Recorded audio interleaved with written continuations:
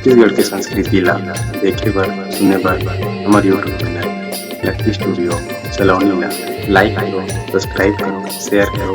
धन्यवाद। तो जरा दोनों हाथ ऊपर करके एक बार जयकारा हो जाए। बोल जगदम्बा भवानी मैया की जय, बोल बमलेश्वरी मैया की जय, बोल शीतला मैया की जय।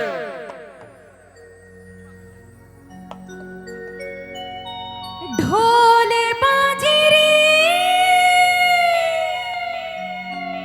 नागारा बाजे ना,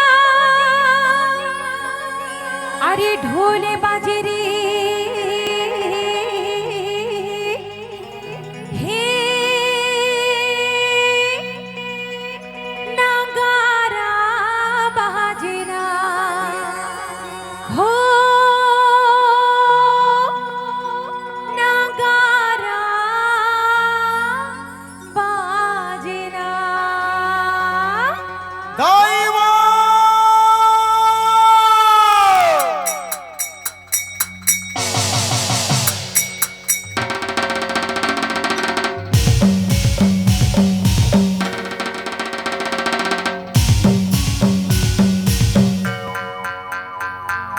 जय हो।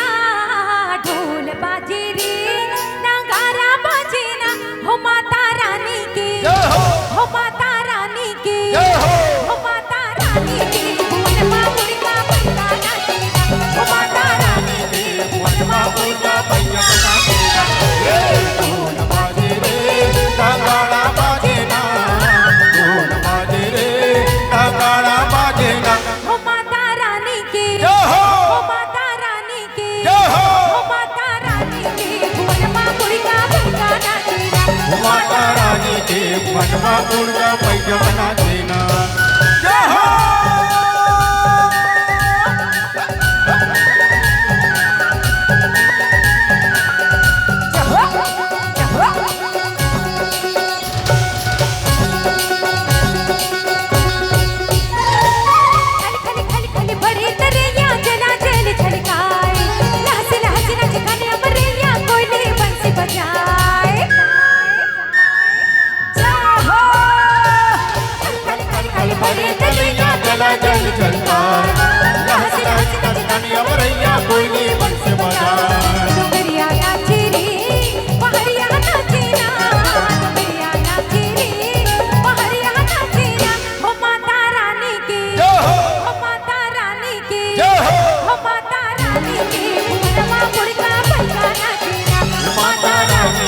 मनवा मुर्गा पैजमना देना जय हो।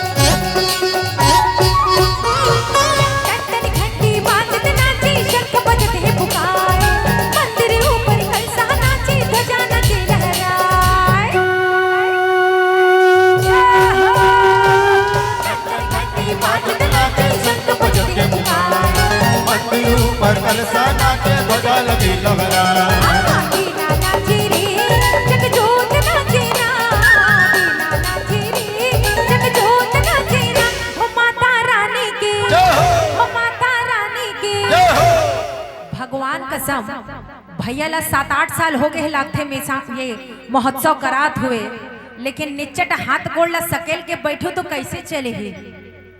महतारी आही और सकेल के ले जाही। तो जरा दोनों हाथ की तालियां आपकी बराबर बजती रहनी चाहिए, तब तो इसे लगना चाहिए ना कि महोत्सव हुआ थे वह। तो जरा दोनों हाथ की तालियां तो हो जाए एक बार। जरा दोनों हाथ ऊपर करके एक बार तालियों के साथ कहते चलेंगे क्या। अरे टन टन घंटी बाजते नाचे, शंख बजते पुकार, मंदिर ऊपर कैसा नाचे, ध्वजा नचे लहरा।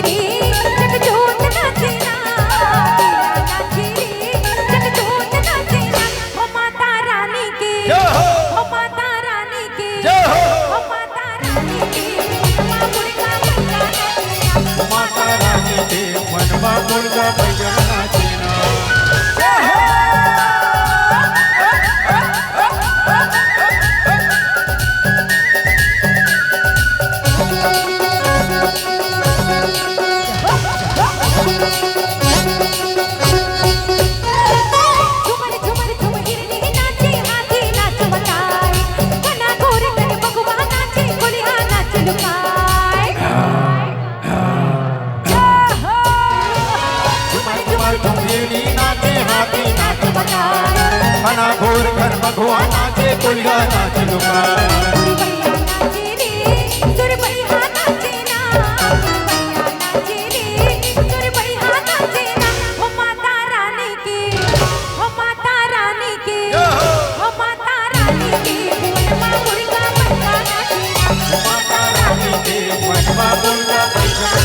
ढोल बाजे रे नगाड़ा बाजे ना ढोल बाजे रे नगाड़ा बाजे ना हो माता रानी की हो माता रानी की हो माता रानी की मनवा मुर्गा बजा नाचेना माता रानी के मनवा मुर्गा बजा नाचेना माता रानी के मनवा मुर्गा बजा नाचेना माता रानी के मनवा मुर्गा बजा नाचेना माता रानी के मनवा मुर्गा बजा नाचेना माता रानी के मनवा मुर्गा बजा नाचेना दोनों हाथ की ताली आपकी बराबर बजती रहनी चाहिए माता दोनों हाथ की ताली बराबर हो जाए भैया रानी के मनवा मुर्गा बजा नाचेना नगारा